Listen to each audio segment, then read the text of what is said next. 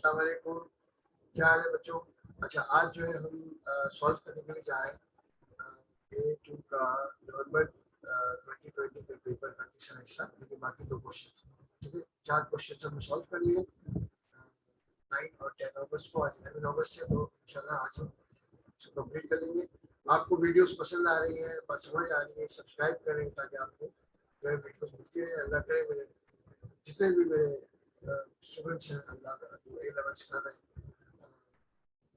तो उनके लिए करामत, उनको मजा है इंशाल्लाह इंशाल्लाह। तो शुरू करें। अच्छा जनाब, हम पहुंचे थे यहाँ पर। अच्छा जनाब, ये जो है, अच्छा ये जो क्वेश्चन, और इसमें जो है हमें टूल्स की जरूरत पड़ेगी। अच्छा पहले हम जाते हैं क्वेश्चन। अच्छा जनाब, यहाँ पर आगे क्वेश्चन, देखिए question number 6। XP PLC uses a system of standard costing and manufacturing sells one product. The following per unit information is available: direct material, direct labor, fixed overhead, master budget 15,000 units का था जिसकी selling price जो थी वो $100 थी। Actual sale जो है वो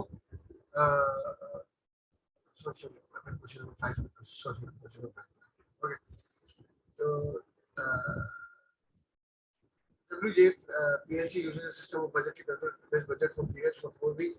Its sales budget for the first 4 periods of the year, ठीक है, 4 पीरियड है, और सेकंड उन्होंने दी हुई इसकी 4 पीरियड्स की, ठीक है। अच्छा, और ये जो है पहले 4 पीरियड दिए साल में, हर पीरियड 4 वीक का, ये ध्यान रखिए। अच्छा, ये जितनी भी जी प्रॉब्लम्स क्रिएट करते हैं ना, ये इंग्लिश लैंग्वेज से क्रिएट करते हैं। कैलकुलेशन में कोई प्रॉब्लम नहीं होती, ये ध्यान में रखिएगा। सारा घुमाना जो होता है ना, वो लैंग्वेज से होता है, ये बात ध्यान में रखिएगा। अच्छा, the company spread its sale production evenly throughout the 4 week, ठीक है। यानी अगर 4-6,000 यूनिट बना रहे पहले पीरियड में, तो 4 वीक्स का मतलब ये हुआ 1500 पर वीक हो गया, ठीक है। अच्छा चलो, अच्छा, strict 3 factors which might affect the accuracy for sales budget। Cell budget बनाते लेकिन एक्यूरेसी नहीं आती, उसकी बहुत सारी वजूहत हो सकती है। सबसे पहली वजह तो कोविड-19 लॉकडाउन, ये आप लिख सकते हैं, इसका कोई टेंशन नहीं, ठीक है। अच्छा, उसके अलावा जो है आपका इन्फ्लेशन जो है वो इसका रीजन हो सकता है। इन्फ्लेशन जो है, इन्फ्लेशन जो है वो इसका रीजन हो सकता है, ठीक है। इसके अलावा जो है वो क्या बोलते हैं उसको, मार्केट इश्यूज चेंज हो सकते हैं, और जो है वो रिसेशन हो सकता है इकोनॉमी में, जो इसकी वजह से। अच्छा, डायरेक्ट टैक्सेस की वजह से हो सकता है, बहुत सारी वजूहत आप बताइए कि प्राइस सेल्स जो है इसमें कोविड-19 लॉकडाउन भी आप इससे बता सकते हैं, कोई ऐसी टेंशन नहीं, ठीक। अच्छा, क्योंकि वो एक वैलिड रीजन है इसमें। अच्छा, it is a policy of WJ PLC to keep an inventory of finished goods sufficient to meet the budgeted sales for the first week of the coming period। इतना माल रखते हैं सेकंड वीक की जो inventory है, second week जो मतलब 4 weeks खत्म होने 5वें वीक की जो है जो जितना माल हमें बेचना है उतनी हम जो है वो पहले पीरियड में इन्वेंट्री रखते हैं, ये समझ आएगा। यानी 4 वीक्स है हर पीरियड में, उसमें से 1 वीक की जो इन्वेंट्री है, और वो इवनली, ठीक है ना, इवनली सेल हो रहा है। तो जो 1 वीक है हमारा, उसमें जितना माल हमें चाहिए, जितना माल हमें बेचना है, उतना माल हम अपनी इन्वेंट्री में पिछले पीरियड में रखते हैं, ठीक है, ये ध्यान में रखिए। तो हमें क्या करना है, प्रोडक्शन बजट बनाना। हम क्या करते हैं, यहाँ पर जो है प्रोडक्शन बजट पे चले जाते हैं।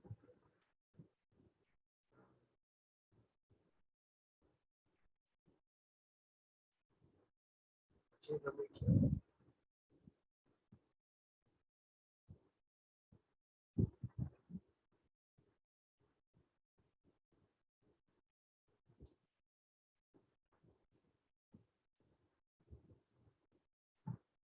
हाँ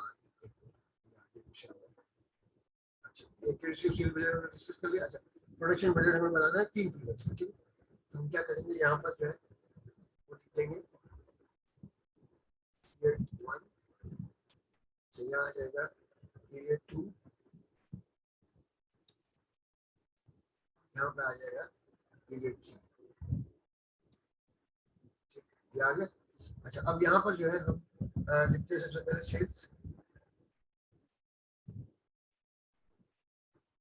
सेल्स आ गया। अच्छा, पीरियड 1 की सेल हमारे पास कितनी है, 6,000 यूनिट्स,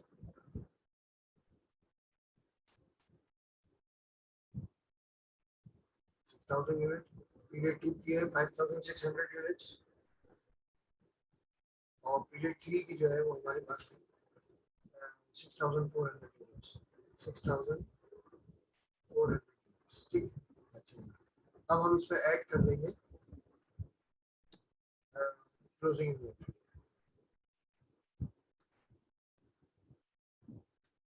क्लोजिंग इन्वेंटरी जो है वो रखनी है अगले पीरियड के एक वीक की। ठीक है, तो अगला पीरियड हमारे पास है 5600 डिवाइड बाय 4, तो ये 1400 जो है वो हमारा आंसर आ जाएगा 1400।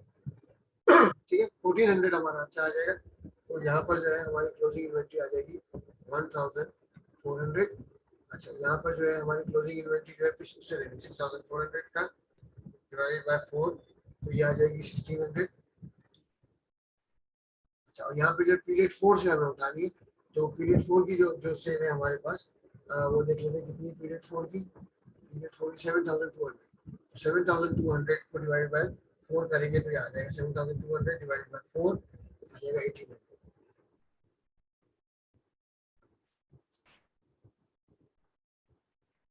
आ जाएगा 1800। ठीक है, अच्छा यहाँ पे जो है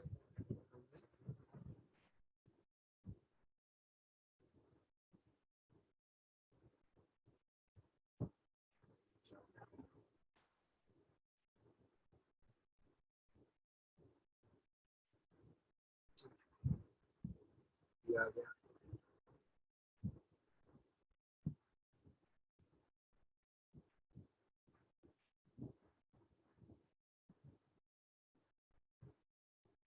ठीक है यार, अच्छा चलो, तो अब इसको ऐड कर लेते हैं, ये हो जाएगा 7400, 7400।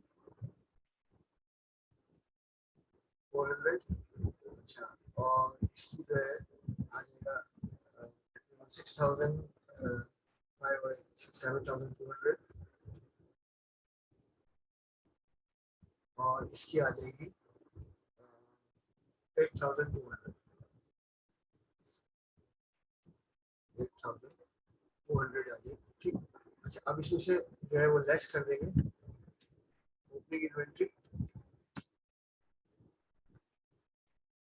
ठीक, अच्छा ओपनिंग इन्वेंट्री जो है वो, अच्छा अब इसकी जो जो ओपनिंग इन्वेंट्री है वो जाहिर है कि जो इस पीरियड 1 से पहले बनी होगी ना ओपनिंग इन्वेंट्री, पीरियड 1 से पहले, तो पीरियड 1 से पहले जाहिर है पीरियड 1 पे डिपेंड करती होगी।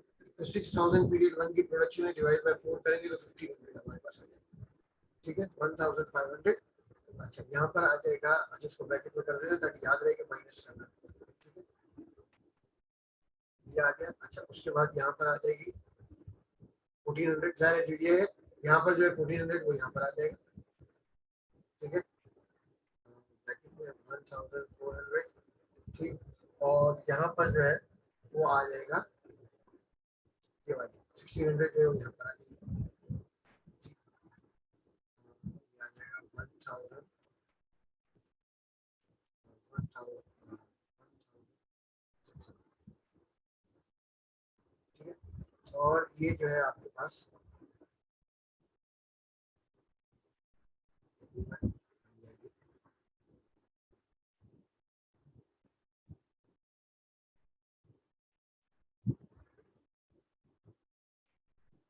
ठीक, अच्छा तो ये जब हम माइनस करेंगे तो यहाँ पे आ जाएगा 5000, यहाँ पर आ जाएगा 5600,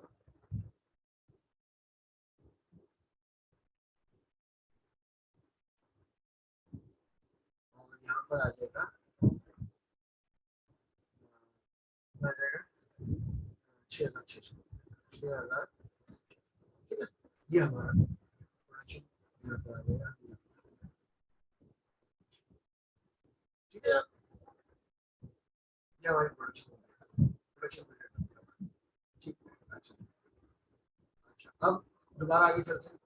वो ये कह रहे हैं कि जी आपने each unit of product requires 5 kilo of raw material. It's the policy of company to keep an inventory of raw material sufficient for the production process for the first 2 weeks of the coming period.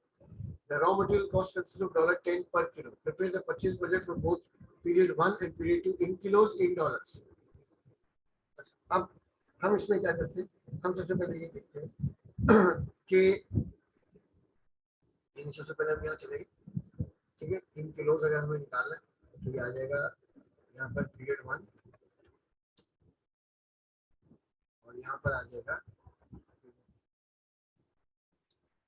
ठीक। अच्छा, अब इसके अंदर जो है सबसे पहले हम देंगे प्रोडक्शन, ठीक है। अच्छा, अब जब हम प्रोडक्शन में जाते हैं तो सॉरी, प्रोडक्शन जो थी हमारी वो इस पेज पर थी, लास्ट पेज पर, वो कितनी थी हमारी प्रोडक्शन, 5900 मल्टीप्लाई बाई कितना किलो है, लगभग 5, ये आ जाएगा 29,500। और सेकेंड पीरियड में जो हमारी प्रोडक्शन थी वो थी 5,600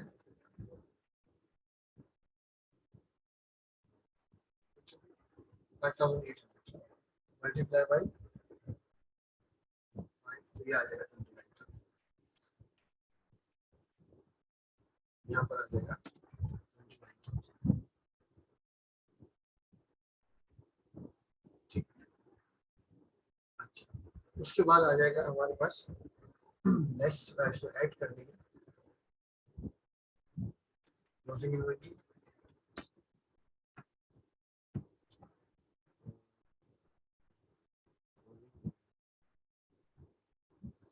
क्लोजिंग इन्वेंटरी जो है वो कितने यूनिट्स होगी आपकी किलोज में अगर देखा जाए तो,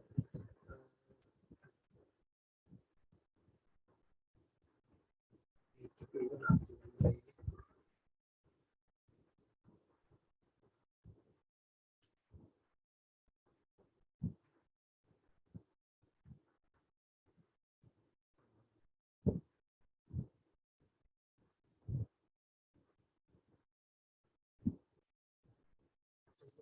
आपकी, ये जो है ना 29,000, ये 29,000 पीरियड 2 का है ना, इसका हाफ, ये बन जाएगा 14,500, ठीक है। और इसका जो है बनेगा 6,600 अगले पीरियड का, बन जाएगा 16,500। तो ये अगले अगले जो प्रोडक्शन हमारी हुई प्रोडक्ट 3 का है, जिसके 6,600 यूनिट्स है, 6,600 divided multiply by 5 divided by 2, ये आ जाएगा 16,500।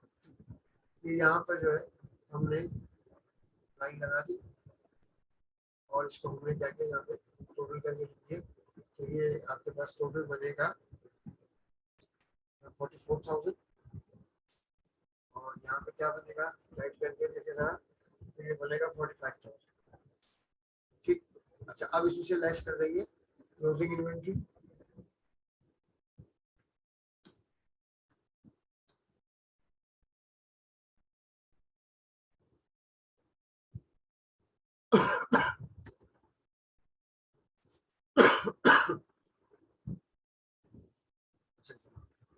क्लोजिंग इन्वेंट्री जो है तकरीबन बनेगी,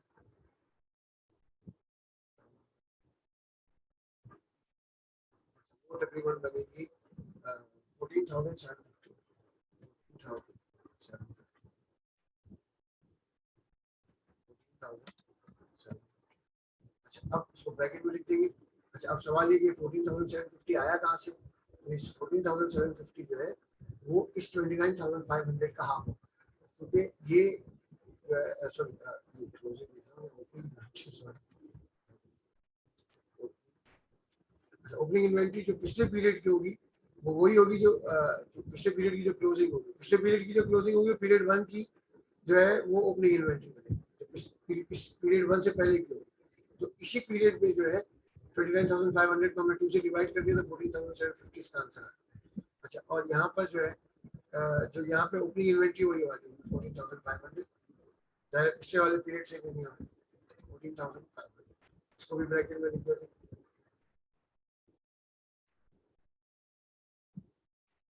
तो आपकी जो है वो प्रोडक्शन आ जाएगी।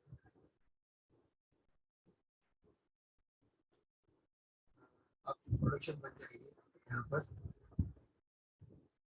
तकरीबन 29,050 और यहाँ पे बन जाएगी 31,000। ठीक है ना। अच्छा अब ये तो हो गई इन किलोस। अच्छा इन्होंने कहा जी डॉलर्स में भी लिख लो, तो डॉलर में चूंकि वो काम नहीं है आप में से यहाँ क्या करना है, 29,050 मल्टीप्लाई बाई 10 आ जाएगा 29,500। ठीक है। और इसके लिए आ जाएगा आपके पास यहाँ पर 31,000 multiply by 10 is equal to 3,10,000। 10 रुपए का है इसलिए कोई इसमें टेंशन नहीं और ना इसमें नंबर भी 3 इसीलिए रखे क्योंकि इसमें कोई वर्किंग खास है। ठीक है जनाब चलते हैं आगे। हाँ भाई ये क्या है Jana, one of the directors has made two suggestions to increase profit, to continue to use the same supplier of raw material, but to buy a lower quality raw material, to continue to buy the same quality of raw material, but to use a cheaper supplier. So suggestion two है, ठीक है ना। बस इसमें इतना ध्यान में रखना कि जो नया सप्लायर होता है उसमें सिर्फ रिलायबिलिटी का मसला होता है, बाकी सब सही है। सेकंड सप्लायर सही है, सिर्फ रिलायबिलिटी का प्रॉब्लम। फर्स्ट सप्लायर के साथ नेगोशिएशंस भी हो सकती है। ठीक है। ओके अब आते हैं क्वेश्चन नंबर 6 के ऊपर। अब आते हैं क्वेश्चन नंबर 6 के ऊपर। XP PLC uses a system of standard costing. It manufactures and sells one product. The following per unit information is available. Direct material, direct labor, factory overhead, master budget 15,000 units for $100 selling price. Actual sales in March amounting to 14,000 units. ठीक है। और selling price थी $104. The material usage variance for the month 22,800 favorable in material कम लगा है। Material price variance 36,300 adverse यानी पैसे ज्यादा लगे। ठीक है। Material actual direct labour for the month 53,000 hours at $10 per hour। ठीक है। इसमें इन्होंने ये नहीं बताया वेरिएंस के तरह। अच्छा fix overhead expenditure variance for the month 10,000 favourable and fix overhead volume variance 14,000 adverse. फिर इन्होंने बता दिया। ठीक है ना। अच्छा calculate for the month amount of direct material used in kilos, amount paid per kilo for the direct material, the labour rate variance, the labour efficiency variance, actual profit. ठीक है। ये जो है 1 2 3 4 5 चीजें हमें कैलकुलेट करनी। ठीक है जनाब और जाते। अच्छा डायरेक्ट मटेरियल यूज्ड इन किलोस। ठीक है। सबसे पहला जो हमारा सवाल है वो ये कि डायरेक्ट मटेरियल इन किलोस हमें निकालना है। ठीक है। तो डायरेक्ट मटेरियल जो है हमारे पास है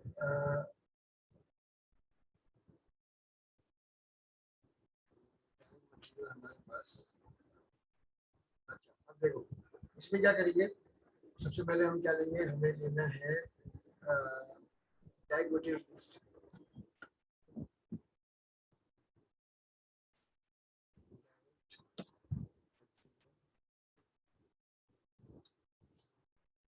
उसके लिए हम क्या करेंगे कि हमारे पास जो है वो डायरेक्ट मटेरियल कितना होगा, 40,000 यूनिट्स जो है हमने प्रोड्यूस किए और 2 किलो एक में लगता है, तो ये तकरीबन बनेंगे 28,000 ये हो गया।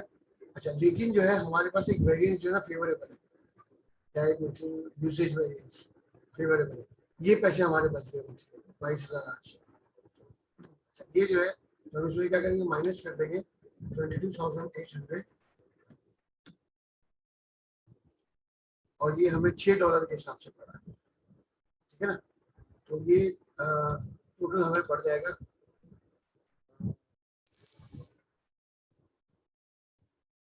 22,600 22,800 divided by 6, 3,800 minus 28,000, 24,200 kilos पड़ेगा। 24,200 kilos। ठीक ये आ गया आपके डायरेक्ट मटेरियल। अच्छा फिर इन्होंने क्या मांगा है, डायरेक्ट मटेरियल के बाद इन्होंने मांगा है द अमाउंट पेड फॉर पर kilo for the direct material. ठीक है। तो अब मसला पता क्या है कि हमें इसके लिए क्या करना होगा, देखो $6 तो हमें देना है। डायरेक्ट मटेरियल कॉस्ट, ठीक है, direct material cost per unit. अब इसमें मसला ये है कि हमें $6 तो देने हैं, लेकिन इसमें जो है एक गड़बड़ है। गड़बड़ क्या है कि एक जो है प्राइस वेरिएंस में वो 36,300 हमें जो है वो एक्स्ट्रा देना पड़ा। हम क्या करेंगे, इसमें जो है प्लस 36,300 हमें ज़्यादा देना पड़ा। कितने पे? 24,200 के लॉस। अब हमारा जो है अमाउंट कितना बना? 36,300 डिवाइडेड बाय 24,200, 1.5 प्लस तकरीबन $7 का पड़ा हमें। मटेरियल पड़ रहा है $7। ये हो गया। अच्छा, उसके बाद आएगा आपका लेबर रेट वेरिएंस। अच्छे से लेबर रेट वेरिएंस जो है वो हमारे पास कैसे निकलेगा? लेबर रेट वेरिएंस, लेबर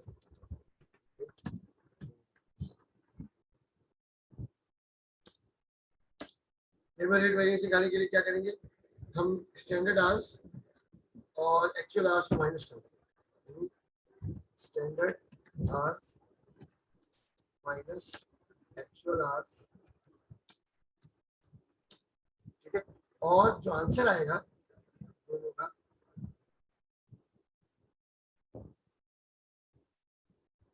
उसको हम मल्टीप्लाई कर देंगे स्टैंडर्ड रेट से, ठीक है। अच्छा, अब स्टैंडर्ड आवर्स हमारे पास जो है वो कितने हैं वो देख लेंगे। स्टैंडर्ड आवर्स हमारे पास कितने हैं? स्टैंडर्ड आवर्स हमारे पास है 4, मतलब टोटल हमारे पास पड़ रहे हैं स्टैंडर्ड आवर्स पड़ रहे हैं हमारे पास 14,000 यूनिट। अगर हम बनाते हैं तो 4 घंटे के साथ 14,000 मल्टीप्लाई बाय 4, तो ये बनेगी 56,000 और 53,200 हमने यूज किया। 56,000 और एक्चुअल हमने यूज किए 53,000, ठीक है। तो जो आंसर आएगा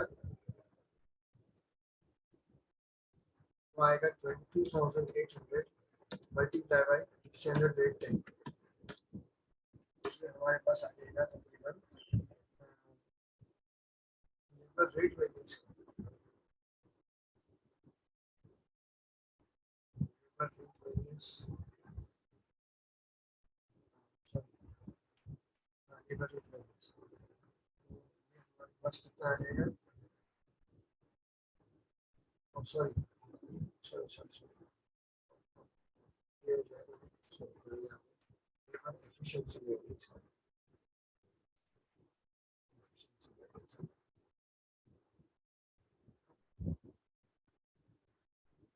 तो ये हमारे पास आ जाएगा 28,000। एफिशिएंसी वेरिएंस 28,000 हमारे पास आ जाएगा और ये होगा। अच्छा, और मैंने यहाँ पर जो है क्योंकि मैंने एफिशिएंसी पहले निकाली गलती से, तो यहाँ पर जो है फिर लेबर रेट वेरिएंस निकाल लेंगे। सॉरी सॉरी क्लास थोड़ा सा जो है गलती हो गई मुझसे यहाँ पे। मैं वो हमेशा जो है पहले जो है वो निकालें। अच्छा, लेबर रेट वेरिएंस जो है वो इस तरह निकलेगा हमारे पास। आप लोग जरा इसको एडजस्ट कर लीजिएगा अपने हिसाब से। एक्चुअल ये आ रहा है actual hours,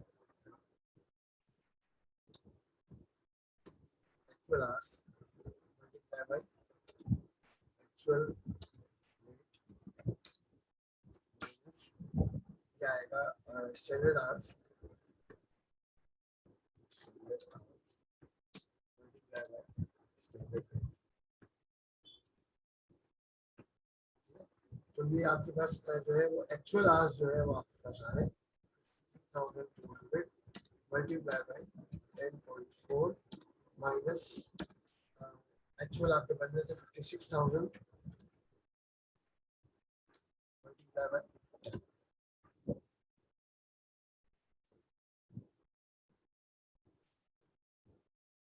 actual hours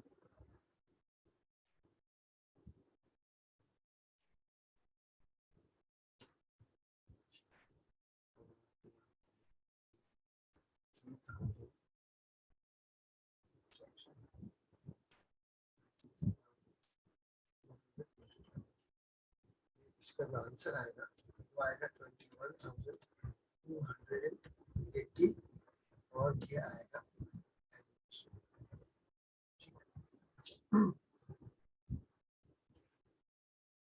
efficiency जो है हमारी वो फेवरेबल है और रेट जो है वो मतलब मैंने ऊपर नीचे कर दिया, इसमें कंफ्यूजन होइएगा। मैं वो पहले एफिशिएंसी का फॉर्मूला मैंने कर दिया, तो एफिशिएंसी इसमें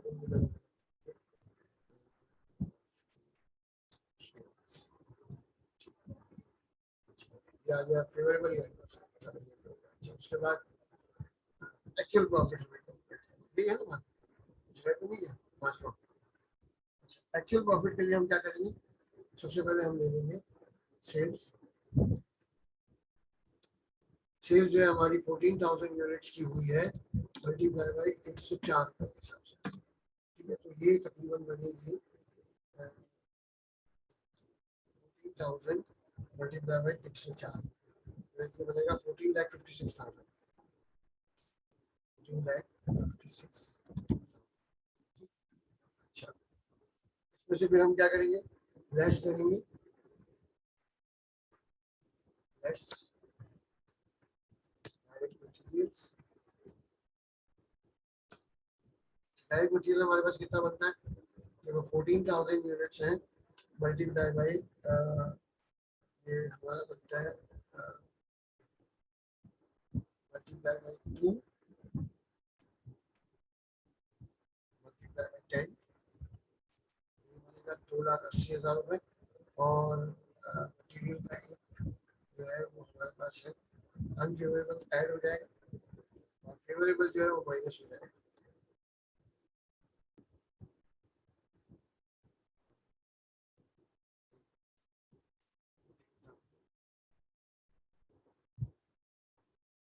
अच्छा, अब इसमें क्या करेंगे, ये देखो हमारा मटेरियल बनता है 14,000 मल्टीप्लाई बाई 2 मल्टीप्लाई बाई 6 बनता है 1,68,000, 40,000 यूनिट की मटेरियल कॉस्ट।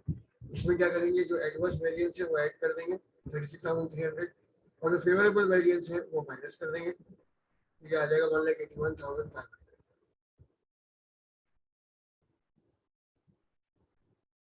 1,81,000 क्या आ गया। अच्छा, उसके बाद आ जाएगा डायरेक्ट लेबर।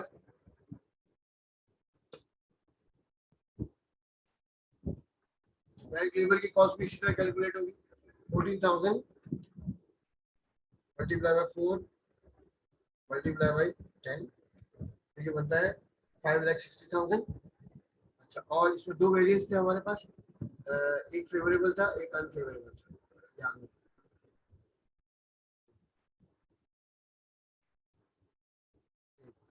एक फेवरेबल था एक अनफेवरेबल, ठीक है। अच्छा, जो फेवरेबल था वो आपका माइनस हो जाएगा 28,000 और जो अनफेवरेबल है वो प्लस हो जाएगा 21,280। ये बनेगा आपका 553,280, 553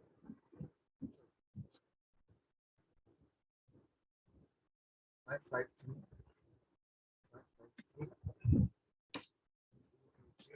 अच्छा, उसके बाद आ जाएगा आपके पास डायरेक्ट मटेरियल आ गया, डायरेक्ट लेबर आ गया।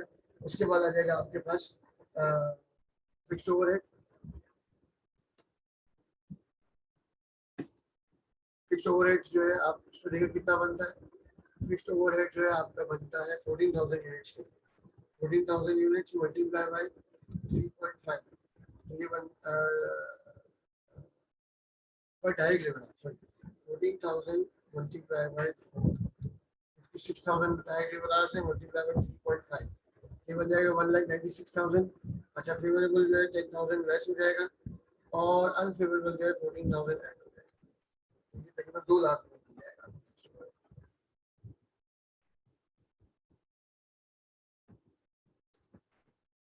ये तीन चीजें हमें लेस करनी, तो उसके बाद जो है हमारा प्रॉफिट आ जाएगा, ठीक है। वो यहाँ पर हम उसको कैलकुलेट कर लेते हैं।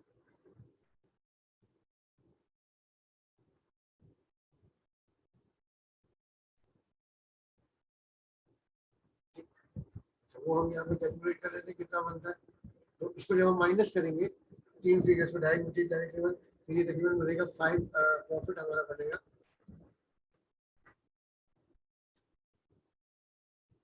5,21,220, ठीक है ना, यार एक्चुअल प्रॉफिट। अच्छा अब वो ये कह रहे हैं कि रिकंसाइल करें फ्लेक्स बजट प्रॉफिट। अच्छा अब बहुत आसान है, देखो 4,70,000 फ्लेक्स बजट प्रॉफिट लिखेंगे कितना, फ्लेक्स बजट, ये आपके पास है यहाँ पर 4,76,000, सही, ठीक है, ये हो गया।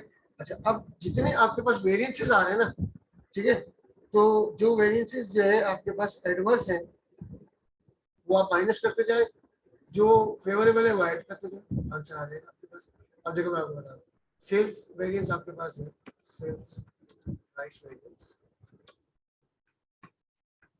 वो आपके पास कितना आ रहा है, देखिए आपकी सेल अगर 14,000 यूनिट की होती 100 रुपए के हिसाब से तो 14 लाख रुपए बनते हैं, और आपकी सेल बन रही 14,56,000 रुपए, तो 56,000 जो है सेल प्राइस वेरिएंस आपका आ रहा है फेवरेबल, 56,000, ये आपने ऐड कर दिया, ठीक। अच्छा उसके बाद आते हैं ये आपका मटेरियल वेरिएंस, यूसेज जो है वो फेवरेबल है और प्राइस जो है वो एडवर्स आ जाएगा, मटेरियल वेरिएंस, ठीक है, ये आपके पास जो है 22,800 जो है वो फेवरेबल है, और मटेरियल प्राइस वेरिएंस जो है आपके पास अनफेवरेबल है, वो है 10,000 मटेरियल प्राइस वेरिएंस, ये आपके पास 36,300 अनफेवरेबल है, ये लेस हो जाएगा। अच्छा लेबर का तो आपको पता है हमने निकाला था, लेबर रेट वेरिएंस हमारे पास जो था वो नेगेटिव था, एडवर्स था,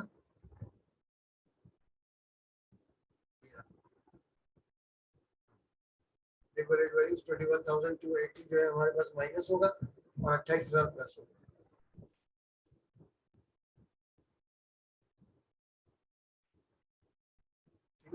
21,280 जो है वो लेस होगा, 28,000 जो है प्लस हो जाएगा।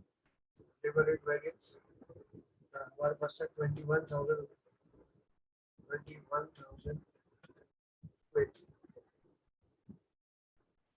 ये आपके पास नेगेटिव था, और लेबर का एफिशिएंसी वेरिएंस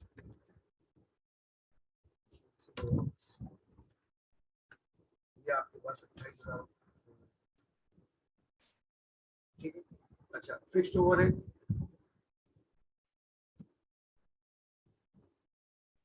फिक्स्ड ओवरहेड पे आ जाए, फिक्स्ड ओवरहेड में भी कोई एक वेरिएंस, अच्छा ये एक fixed overhead expenditure variance favourable है, और वॉल्यूम वेरिएंस जो है वो अनफेवरेबल है, तो फिक्स्ड ओवरहेड जो है एक्सपेंडिचर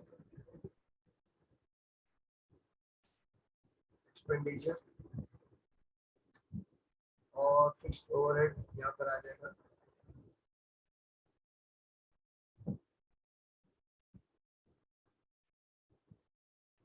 एक्सपेंडिचर हो गया, और यहाँ पर आ जाएगा वॉल्यूम, तो हो गए। अच्छा इसमें जो है एक्सपेंडिचर 10,000 फेवरेबल था और 14,000 एडवर्स था, यहाँ पर आ जाएगा 10,000 फेवरेबल और यहाँ पर आ जाएगा 14,000 अनफेवरेबल, बस। अब जब आप इसको कैलकुलेट करेंगे तो आपके पास प्रॉफिट वही आएगा जो एक्चुअली आ रहा था, ठीक है, और एक्चुअली आपके पास प्रॉफिट कितना आ रहा था, 5,21,220 को यहाँ था, 5,21,000 ये आपका जो है यहाँ पर आ जाएगा, इसका मतलब ये रिकंसाइल, जो यहाँ प्रॉफिट है वो यहाँ होना चाहिए, बस खत्म हो गई, ठीक है जनाब। अच्छा जनाब अब चलते हैं आगे,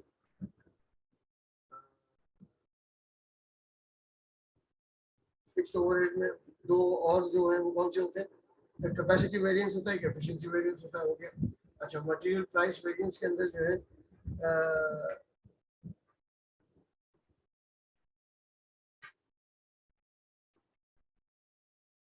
प्राइस वेरिएंस बढ़ गया, इससे मतलब मार्केट में जो है हो सकता है कोविड की वजह से, लॉकडाउन की वजह से माल महंगा हो गया, यूसेज वेरिएंस जो है वो कम हो गया, उसकी वजह एफिशिएंसी हो सकती है कि आपकी जो पेपर है वो बहुत एफिशिएंट है, खत्म हो गया पेपर आपका माशाल्लाह।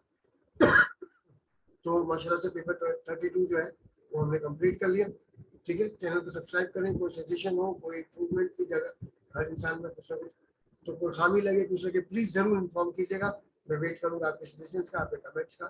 बहुत बहुत शुक्रिया, थैंक यू। अपना बहुत ख्याल रखिएगा। अल्लाह हाफिज।